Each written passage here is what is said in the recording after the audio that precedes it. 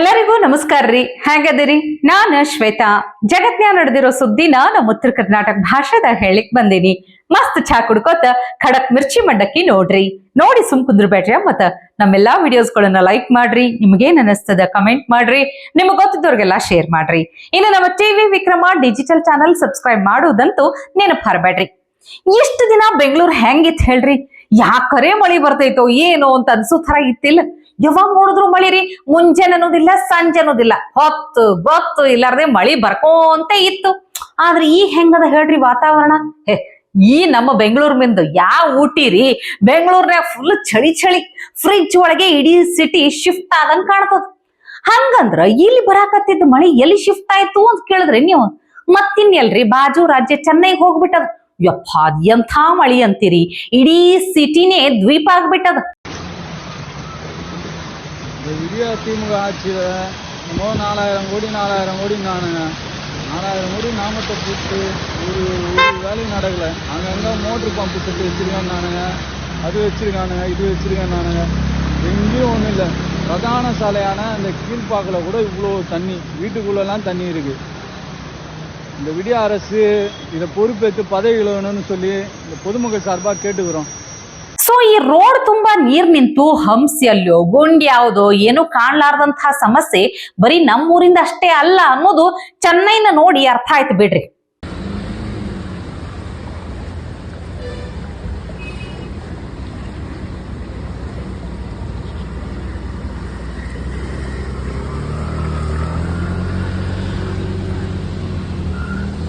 ಈ ರೋಡ್ ಕತಿ ಬಿಟ್ಟು ಹಾಕ್ರಪ್ಪ, ಏರ್ಪೋರ್ಟ್ನೂ ನದಿ ಆಗ್ಯದಂದ್ರ ನಂಬ್ತೀರಿ ನೀವು? ನಂಬಲೇಬೇಕು, ಖರೆ ಅದ. ಚೆನ್ನೈ ಏರ್ಪೋರ್ಟ್ ತುಂಬಾ ಮುಂಗಾರು ಮಳೆಯೇ ಏನು ನಿನ್ನ ಹನಿಗಳ ಲೀಲೆ ಅನ್ನೋ ತರ ಆಗ್ಬಿಟ್ಟದ.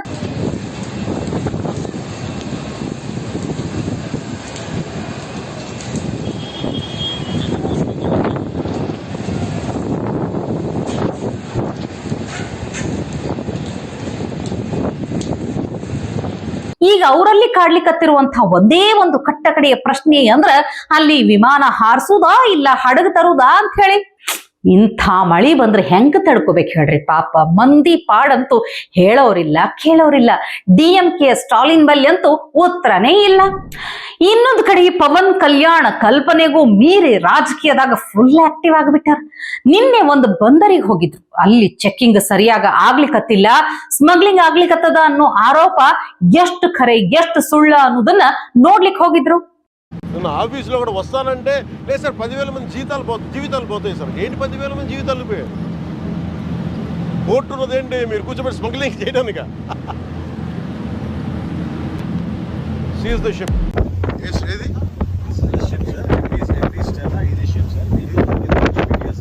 ఇదా? ఓకే. ఎంత దొరికింది? ಅದಾದ್ಮೇಲೆ ಅಲ್ಲಿನ ಅಧಿಕಾರಿಗಳಿಗೆ ಫಸ್ಟ್ ಕ್ಲಾಸ್ ತಗೊಂಡ್ರು ನೋಡ್ರಿ. ಬ್ಯಾರೆ ದೇಶದಿಂದ ನಮ್ಮಲ್ಲಿ ಸ್ಫೋಟಕಗಳು ಬಂದ್ರೆ ಏನ್ ಕತಿ, ನ್ಯಾಷನಲ್ ಸೆಕ್ಯೂರಿಟಿ ಕತಿ ಏನು ಅಂತ ಶಿಸ್ತು ಬೈದ್ ಬಿಟ್ರು. ಎಲ್ಲಾ ಹಡಗುಗಳು 100% ಚೆಕ್ಕಿಂಗ್ ಆಗ್ಲೇಬೇಕು, ಇದ್ರಾಗ ರಾಜಿ ಆಗುವಂತಹ ಮಾತೇ ಇಲ್ಲ ಅಂತ ಖಡಕ್ ಆಗಿ ಹೇಳಿದ್ರು ನೋಡ್ರಿ. ಅಷ್ಟೇ ಅಲ್ರಿ, ಮತ್ತೆ ಶಿಪ್ ಅನ್ನ ಸೀಸ್ ಮಾಡ್ಲಿಕ್ಕ ಸ್ಪಾಟ್ನಾಗೆ ಆದೇಶ ಕೊಟ್ಬಿಟ್ರು. ಸೆಂಟ್ರಲ್ ಗವರ್ಮೆಂಟ್ ಇಂದ ಏನಾರ ಪ್ರೆಷರ್ ಬಂದ್ರ ನೋಡ್ಕೊಳ್ಳೋಣ ಅಂತ ಹೇಳಿದ್ರು. ಪವನ್ ಕಲ್ಯಾಣ ದಕ್ಷಿಣ ಭಾರತದ ಪವರ್ಫುಲ್ ಲೀಡರ್ ಆಗಿ ಮಸ್ತ್ ರೆಡಿ ಆಗ್ಲಿಕ್ಕತ್ತಾರ ನೋಡ್ರಿ. ಅವರು ಹೋದಲ್ಲಿ ಬಂದಲ್ಲಿ ಮಂದಿ ಪ್ರೀತಿ ಅಂತೂ ದಿನೇ ದಿನೇ ಹೆಚ್ಚು ಸಿಗ್ಲಿಕ್ಕತ್ತದ. ಖಟ್ಟರ್ ಹಿಂದುತ್ವವಾದಿಯಾಗಿ ಗುರುತಿಸ್ಕೊಳ್ಲಿಕ್ಕತ್ತಾರ. ಇದು ಎಲ್ಲಾ ಹಿಂದೂಗಳಿಗೆ ಖುಷಿ ವಿಚಾರ ನೋಡ್ರಪ್ಪ. ಇನ್ನು 2013ರಾಗ ಅರವಿಂದ್ ಕೇಜ್ರಿವಾಲ್ ಇನ್ನ ಅಧಿಕಾರಕ್ಕೆ ಬಂದಿರ್ಲಿಲ್ಲ. ಅವಾಗ Sheila Dikshit law and order maintain ಮಾಡೋದ್ರಾಗ ಸೋತ್ ಹೋಗ್ಯಾರ ಅಂತ ಹೇಳಿ ಇಂಟರ್ವ್ಯೂಗಳದ್ರಾಗ ಹೇಳ್ಕೊಂಡೇ ಬರ್ಲಿಕ್ಕತ್ತಿದ್ರು. ಎಲ್ಲಿ ಸಿಕ್ಕಲ್ಲೆಲ್ಲ ಅದ ಹೇಳ್ಕೊಟ್ ಹೊಂಟಿದ್ರು ಕೇಜ್ರಿವಾಲ್. ಈಗ ದೆಹಲಿ ಸುರಕ್ಷಿತ ಅಲ್ಲ ಅನ್ನೋ ಮಾತು ಕೇಳ ಬಂದೈತಿ. ಅದು ನಿಮ್ಗೂ ಗೊತ್ತೈತಿ. ಇದನ್ನ ಕೇಳಿದಾಗ ಅದಕ್ಕೆ ಏನ್ ಅನ್ಬೇಕು? ಅದಕ್ಕೆ ನಾ ಜವಾಬ್ದಾರಿ ಅಲ್ಲ ಅಂತ ಸೈಲೆಂಟ್ ಆಗಿ ಜಾರ್ಕೊಳ್ಳಿಕತ್ತಾರ. जब भी दिल्ली में कोई FIR होती है बलात्कार होता है, शीला दीक्षित कहती है पुलिस हमारे कंट्रोल में नहीं है, पुलिस हमारे कंट्रोल में नहीं है, और कट लेती है. मतलब can the CM get away by saying कि पुलिस हमारे कंट्रोल में नहीं है? दो चीजें की जाएंगी. एक तो ये कि दिल्ली पुलिस को सुधारा जाएगा. दिल्ली पुलिस को अगर दिल्ली में रहना है तो दिल्ली पुलिस को सुधारना. कैसे सुधार लेंगे दिल्ली पुलिस? कई तरह से कर सकता है. जो केंद्रीय गृह मंत्री हैं अमित शाह जी, ये जिम्मेदारी उनके कंधों पे आती है कि दिल्ली के अंदर सुरक्षा, हर व्यक्ति को सुरक्षा प्रदान की जाए। 2019 में जब से अमित शाह जी गृह मंत्री बने हैं, तब से दिल्ली की व्यवस्था और ज्यादा खराब होती जा रही है। इनसे दिल्ली संभल नहीं रही है। ये चुप बैठे हैं, कुछ नहीं कर रहे। किसके पास जाए दिल्ली की जनता? सुरक्षा किससे मांगे दिल्ली की जनता? ಏ ಪಾಪ ತಪ್ಪು ಅರವಿಂದ್ ಕೇಜ್ರಿವಾಲ್ದ ಅಲ್ಲ ಬಿಡ್ರಿ, ಅಣ್ಣಾ ಹಜಾರೆ ಅವ್ರದ್ದು. ಇಂಥದ್ದೊಂದು ಫ್ರಾಡ್ ಪೀಸನ್ನ ಸೃಷ್ಟಿ ಮಾಡಿದ್ದ ಅವರೇ ಅಲ್ಲೇನು? ಹಿಂಗೆ ಅರವಿಂದ್ ಕೇಜ್ರಿವಾಲ್ ಮುಂದುವರೆದ್ರೆ ಮಂದಿ ಇವರನ್ನ ಫ್ರೈಡ್ ಮಾಡಿಬಿಡ್ತಾರ. ಈ ಮುಸ್ಲಿಮರಿಗೆ ವೋಟಿಂಗ್ ಪವರ್ ತೆಗಿಬೇಕು ಅಂತ ಮಾತಾಡಿದ್ರು ನೋಡ್ರಿ ಒಕ್ಕಲಿಗ ಸ್ವಾಮೀಜಿ. ಅವ್ರ ಬಗ್ಗೆ ಈಗ ಪರ ವಿರೋಧ ಚರ್ಚೆ ಚಾಲು ಆಗ್ಬಿಟ್ಟದ. ಇನ್ನೊಂದ್ ಕಡೆ FIR ನೂ ದಾಖಲೆ ಮಾಡ್ಯಾರ. ಇದೆಲ್ಲದರ ನಡುವ DCM DK ಶಿವಕುಮಾರ್ ಅವರು ಒಂದ್ ಮಾತು ಹೇಳ್ಯಾರ. ಅದೇನಂತಂದ್ರ ಸ್ವಾಮೀಜಿಗಳು ರಾಜಕೀಯದಿಂದ ದೂರ ಇರ್ರಿ ಅಂತ ಹೇಳಿಕತ್ತಾರ. ಸ್ವಾಮೀಜಿ ಅವರೆಲ್ಲ ಈ ಮತದಾನ ರಾಜಕಾರಣ ಎಲ್ಲ ದೂರ ಇದ್ರೆ ಬಹಳ ಒಳ್ಳೇದು. ಇದು ಹಕ್ಕು ಎಲ್ಲರಿಗೂ ಬಂದಿರೋಂಥ, ಒಬ್ಬ ಹುಟ್ಟಿದ ಮೇಲೆ ಎಲ್ಲರಿಗೂ ಕೂಡ ಸಂವಿಧಾನದಲ್ಲಿ ಏನು ಹಕ್ಕು ಕೊಟ್ಟಿದೆ ಎಲ್ಲ ಹಕ್ಕನ್ನು ಕೊಟ್ಟಿದೆ. ಯಾವ ಸ್ವಾಮಿಗಳಿಗೂ ಕೂಡ ನಾನು ಮನವಿ ಮಾಡ್ಕೊಳ್ತೇನೆ, ದಯವಿಟ್ಟು ಇಂಥ ಕಾಂಟ್ರವರ್ಸಿ ಸ್ಟೇಟ್ಮೆಂಟ್ ಮಾಡಿ ಈ ದೇಶದಲ್ಲಿ ಅಶಾಂತಿ ಮೂಡಿಸಲಿಕ್ಕೆ ಯಾರು ಪ್ರಯತ್ನ ಮಾಡಬಾರ್ದು. ಸ್ವಾಮೀಜಿಯವರೆಲ್ಲ ಈ ಮತದಾನ ರಾಜಕಾರಣ ಎಲ್ಲ ದೂರ ಇದ್ರೆ ಬಹಳ ಒಳ್ಳೇದು. ಆಯ್ತ್ರಪ್ಪ, ನೀವು ಹೇಳಿದ ಕರೆಕ್ಟ್ ಅದ, ಒಪ್ತೀನಿ ನಾ ಈ ಮಾತನ್ನ. ರಾಜಕಾರಣಿಗಳ್ನು ಮಠಗಳಿಂದ ದೂರ ಇರ್ಬೇಕಲ್ಲ. ಎಲೆಕ್ಷನ್ ಟೈಮ್ ಬಂದಾಗ ಮಠಗಳಿಗೆ ಹೋಗ್ತಿರ ಹೌದಿಲ್ಲ? ನಿಮ್ಮ ಸಮುದಾಯದ ಸ್ವಾಮೀಜಿಗಳಿಂದ ಮಾತಾಡಿಸ್ತಾರ, ಹೇಳಿಸ್ತಾರ ಒಂದೊಂದೇ ಮಾತು. ಏನಂತ? ಇಂಥವ್ನ CM ಆಗ್ಬೇಕು, ಇಂಥವ್ರಿಗೆ ಇಂಥದ್ ಇಲಾಖೆ ಸಿಗಬೇಕು ಅಂತೆಲ್ಲ ಸ್ವಾಮೀಜಿಗಳ ಕಡೆಯಿಂದ ಹೇಳಿಸ್ತೀರಲ್ಲ, ಅದು ತಪ್ಪಲ್ಲೇನು? ಮತ್ತ ರಾಜಕಾರಣಿಗಳು ಮಠದಿಂದ ದೂರ ಆದ್ಮೇಲೆ ಸ್ವಾಮೀಜಿಗಳಿಗೆ ಕಿವಿ ಮಾತು ಹೇಳುವಷ್ಟು ದೊಡ್ಡೋರಾಗ್ಬಿಡ್ತಾರ ನೋಡ್ರಪ್ಪ. ಏನ್ ಮಾಡ್ಲಿಕ್ಕೆ ಆಗೋದಿಲ್ಲ. ಇನ್ನು ಒಂದ್ ಕಡೆ ಸಿದ್ದರಾಮಯ್ಯನವರು ನಾನೇ 5 ವರ್ಷ CM ಆಗಿ ಮುಂದುವರಿತೀನಿ ಅಂತ ಹೇಳ್ಕೊತ್ ಬಂದಾರ. ಹೌದು, ನಮ್ಮಪ್ಪ ಹೇಳಿದ್ ಖರೆ ಅದ ಅಂತ ಹೇಳಿ ಯತೀಂದ್ರ ಅವರು ಹಂಗ ಹೇಳ್ಕೊತ್ ಬಂದಾರ. ಆದ್ರೆ ಖರೆ ಹೇಳ್ತೀನಿ, ಅವ್ರು 5 ವರ್ಷ CM ಆಗಿ ಇರ್ತಾರ ಅನ್ನೋ ಸಂಶಯ ನಿಮ್ಗೂ ಅದ ಇಲ್ಲಿ ಹೇಳ್ರಿ. ಈ ಸಂಶಯ ಇನ್ನ ಹೆಚ್ಚಾಗ್ಲಿಕ್ಕೆ ಕಾರಣ ಕಾಂಗ್ರೆಸ್ ಶಾಸಕರ ಮಾತುಗಳು. CM ಬದಲಾವಣೆ ಆಗಬೇಕು ಅಂತ ಇಲ್ಲ, 5 ವರ್ಷ ಇಲ್ಲ ಗೊತ್ತಿಲ್ಲ, ಹೈಕಮಾಂಡಿಗೆ ಬಿಟ್ಟದ ವಿಷಯ ನನಗೆ ಗೊತ್ತಿಲ್ಲ. ಸಿದ್ದರಾಮಯ್ಯನವರನ್ನ ಬದಲಾವಣೆ ಮಾಡಬೇಕಂತ ಯಾವ ಶಾಸಕನ ಮನಸ್ಸಿನಲ್ಲೂ ಕೂಡ ಇಲ್ಲ, ವಿಚಾರ ಪ್ರಸ್ತಾಪ ಆಗಿಲ್ಲ, ಎಲ್ಲ ಚರ್ಚೆ ಇಲ್ಲ. ಇರ್ಬೋದಲ್ಲ, ಸೇಮ್ 5 ವರ್ಷ ಇರಬೇಕು ಅಂತ ಬಯಸ್ತಾ ಇದ್ವಿ. ಒಂದು ವೇಳೆ ಹೈಕಮಾಂಡ್ ಅವರು ತೀರ್ಮಾನ ತಗೊಂಡ್ರೆ ನಾವೇನು ಮಾಡೋಕ್ಕಾಗ್ತದೆ? ಅವ್ರ ಮೇಲೆ ಇನ್ನೂ ಜವಾಬ್ದಾರಿ ಜಾಸ್ತಿ ಕೊಡ್ಬೋದು ಸಿದ್ದರಾಮಯ್ಯನವ್ರ ಮೇಲೆ. CM ಬದಲಾವಣೆ ಆಗಬೇಕು ಅಂತ ಇಲ್ಲ, 5 ವರ್ಷ ಇಲ್ಲ ಗೊತ್ತಿಲ್ಲ, ಹೈಕಮಾಂಡಿಗೆ ಬಿಟ್ಟದ ವಿಷಯ ನನಗೆ ಗೊತ್ತಿಲ್ಲ. ಸಿದ್ದರಾಮಯ್ಯನವರು ಪೂರ್ಣಾವಧಿಯ 5 ವರ್ಷ ಅಧಿಕಾರದಾಗ ಇರ್ತಾರೋ ಇಲ್ವೋ ಅನ್ನೋದು ನನಗೆ ಗೊತ್ತಿಲ್ಲ ಅಂತ ಮುಖ್ಯಮಂತ್ರಿಗಳ ಆಪ್ತ ಸಲಹೆಗಾರ ಶಾಸಕ BR ಪಾಟೀಲ್ ಅವರು ಹೇಳ್ಯಾರ. ಇದನ್ನ ಕೇಳಿ DK ಶಿವಕುಮಾರ್ ಅವರು ಘಟಘಟ ಹಾಲು ಕುಡ್ದಷ್ಟ ಖುಷಿಯಾಗಿರಬಹುದು. ಇನ್ನು G ಪರಮೇಶ್ವರ್ ಅವರಿಗೆ ಹಲ್ವಾ ತಿಂದಷ್ಟೇ ಹಿಗ್ಗಾಗಿರಬಹುದು. ಪ್ರಿಯಾಂಕಾ ಖರ್ಗೆ ಅಂತೂ ಅವ್ರ ಅಪ್ಪಗೆ ವಿಡಿಯೋ ಕಾಲ್ ಮಾಡಿ ಹೇಳಿರ್ಬಹುದು ವಿಷಯ. ಬಿಡ್ರಪ್ಪ, ಈ CM ಆಗೋರ್ ಲಿಸ್ಟ್ ತೆಗೆದ್ರ ಬಹಳ ಉದ್ದೈತ್ರಿ. ಇಲ್ಲಿ ಒಬ್ರೊಬ್ರ ಹೆಸರು ಬಿಟ್ರ ಮತ್ತ ಶಿಟ್ಟಿಗೆ ಬರ್ತಾರ, ಶಟ್ಕೋತಾರ. ಜಾರಕಿಹೊಳಿ ಅವ್ರನ್ನ ಮರತ್ರ ತಪ್ಪಾಗ್ಬಿಡ್ತದ.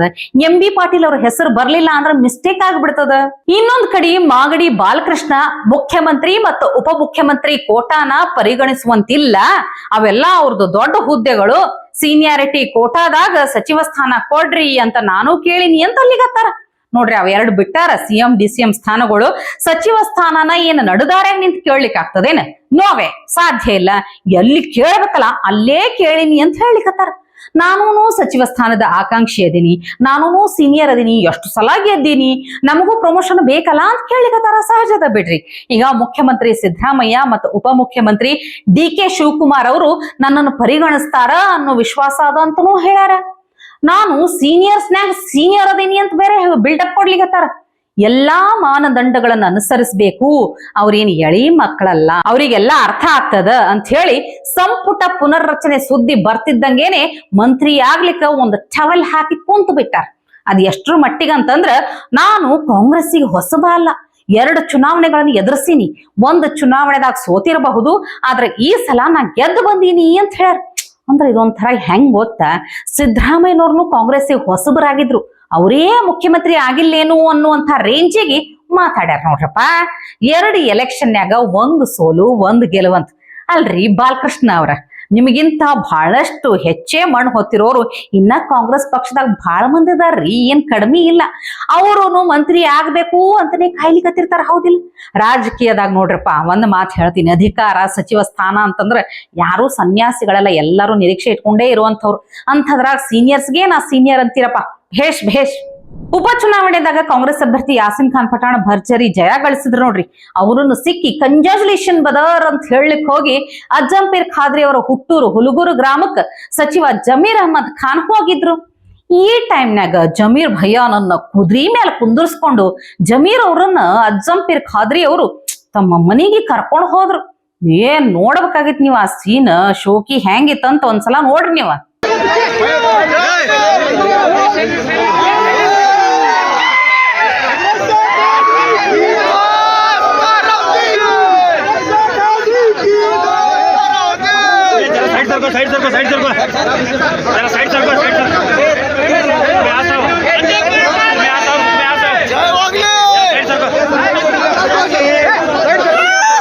ಇವತ್ತಿಗೆ ಸುದ್ದಿ ಸಾಕಲ್ಲ, ನಾಳೆ ಆಯ್ತಾರ ಸೂಟಿ ಅದ, ಸೋಮವಾರ ಭೇಟಿಯಾಗೋಣ. ನಮಸ್ಕಾರ ರೀ. ಟಿವಿ ವಿಕ್ರಮ, ದೇಶ ನಿಮ್ಮ ಕೈಯಲ್ಲಿ. ಈ ಕಾರ್ಯಕ್ರಮ ನಿಮಗೆ ಇಷ್ಟ ಆಗಿದ್ದಲ್ಲಿ ಲೈಕ್, ಶೇರ್ ಹಾಗೂ ಕಮೆಂಟ್ ಮಾಡಿ. ಟಿವಿ ವಿಕ್ರಮದ ಕಾರ್ಯಕ್ರಮಗಳನ್ನು ನಿರಂತರವಾಗಿ ವೀಕ್ಷಿಸಲು ಸಬ್ಸ್ಕ್ರೈಬ್ ಮಾಡಿ, ಬೆಲ್ ಐಕನ್ ಒತ್ತಿ.